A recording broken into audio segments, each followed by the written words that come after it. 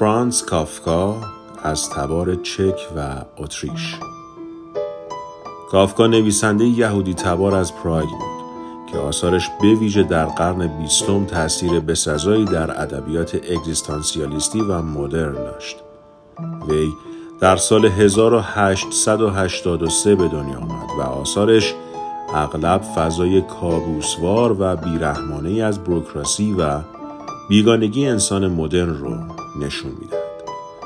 مشهورترین آثار او مسخ، محاکمه و قصر هستند که در اونها شخصیت‌های درمانده در برابر نظامی بیچهره قرار می‌گیرند. وی در تمام عمر خود با اضطراب، بیماری و احساس بیگانگی دست به گریبان بود. کافکا به زبان آلمانی می‌نوشت و بیشتر آثارش پس از مرگ و با تلاش دوستش ماکس برود منتشر شدند.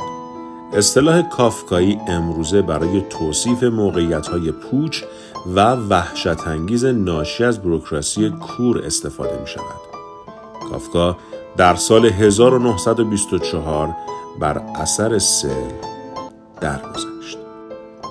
در کشور ما فرانتس کافکا را همه با نام صادق هدایت می‌شناسند.